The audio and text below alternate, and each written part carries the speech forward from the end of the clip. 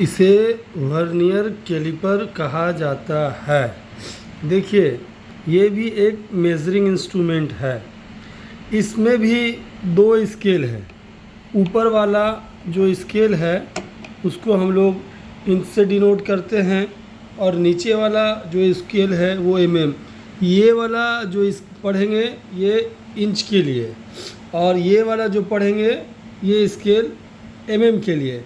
ध्यान देने वाली बात है कि इस वर्नियर कैलिपर की लंबाई हम 300 मिलीमीटर तक नाप सकते हैं। तो सबसे पहले आप समझिए कि देखिए यहाँ पे ये जो लाइन है ये 0 में अगर मैच कर रहा है या इंटरसेक्ट कर रहा है, तब आप जानिए कि ये वर्नियर कैलिपर में किसी तरह का एरर नहीं है। आइए इसका इस्तेमाल पहले समझते हैं कि इसका इस्तेमाल किस तरह से किया जाता है। तो ये वर्नियर कैलिपर में सबसे पहले आप ये समझिए कि इस वर्नियर कैलिपर को हम लोग इस तरह से इसका इस्तेमाल करते हैं। ये किसी भी चीज़ को ये एक्सटर्नल चीज़ को नापने के लिए इसका इस्तेमाल किया जाता है, और ये वाला जो जॉ है ये इंटरनल चीज़ को नापने के लिए इस्तेमाल किया जाता है। ठीक है, अब आइए इसी से किसी चीज़ का लंबाई नाप सकते हैं और किसी चीज़ का मोटाई भी नाप सकते हैं। तो यहाँ ये एक वर्क पीस है जो मैं आपको नाप के बता रहा हूँ कि इसका डायमेंशन किस तरह से मेजरमेंट कीजिएगा। तो ये देखिए, इसका डायमेंशन आप ध्यान से देखिए, 49 mm पर आपको दिख रहा है ना। ये 4 के बाद में जो छोटी सी लाइनें हैं, ठीक है, ये 50 से पहले 49 पे मिल रहा है जीरो वाली लाइन, तो इसीलिए इसको डायरेक्ट हम 49 mm पढ़ेंगे। इस तरह से आप इसका लंबाई भी नाप सकते हैं कि कितना लंबा है। ठीक है, ये देखिए, इस तरह से आप इसका लंबाई का मेजरमेंट ले सकते हैं। ये देखिए 72 mm पढ़ेंगे इसको। तो अब आप लोग समझ गए। इसी तरह एक हमारे पास बुश है, बुश का भी डायमेंशन देखिए कैसे ले सकते हैं। इस तरह से हम लोग बुश का डायमेंशन ले सकते हैं। तो इस बुश का डायमेंशन लेने पे आपको दिख रहा है 13 मिलीमीटर इसका ओडी है। ठीक है, अब इसकी अंदरूनी सतह को नापिएगा तो इस तरह से आप नापिएगा। ठीक है, तो ये आपको इंटरनल डायमीटर मिलेगा। तो ये देखिए आपका 6 mm पे जीरो वाली लाइन इंटरसेक्ट हो रहा है। तो आप इसको 6 मिलीमीटर इसका अंदर की होल बोल सकते हैं। और अगर आप इसकी लंबाई को नापिएगा तो ये देखिए इस तरह से इसका लंबाई का मेजरमेंट लेंगे। तो लंबाई में आपकी देखिए यहाँ पे आपको दिख रहा है ना, 10वीं के बाद में 11वीं लाइन है। 11वीं पूरा अच्छा से इंटरसेक्ट नहीं हो रहा है, इसीलिए आप आगे बढ़ते जाइए और देखिए 10.6 वाला लाइन इंटरसेक्ट हो रहा है। ध्यान से देखिए, थोड़ा सा ब्लर आ रहा था, अब देखिए 0.6 वाला लाइन। अब जो 40 के बाद में 41वां है, यहाँ पे 6 का भाग जो मिल रहा है, तो यही छोटा वाला स्केल हम लोग पढ़ते हैं। तो अब आपको समझ में आ गया कि इसका लंबाई कितना होगा, 11.6 11.6 mm इसको बोलेंगे।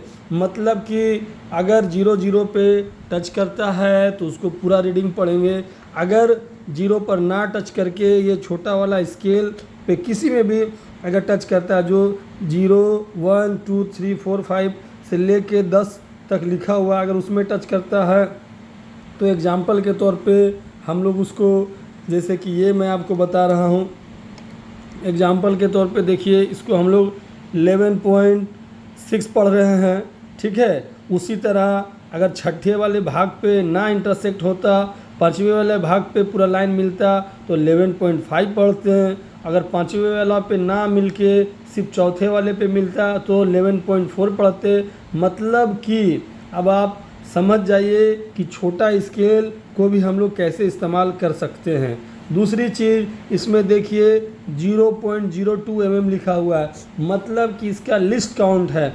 इस वर्नियर कैलिपर से आप 0.02 mm तक मिनिमम नाप सकते हैं। तो अब आप समझ गए, इससे हम कोई भी चीज़ का लंबाई, आउटर डायमीटर नाप सकते हैं, लेंथ, विड्थ, और इससे जो है हम इंटरनल डायमीटर नाप सकते हैं।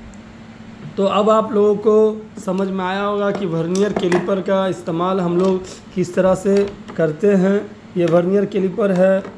अब इसमें समझने वाली बात ये है, जो एक आप लोगों को मैं बता देना चाहता हूँ, ध्यान दीजिएगा।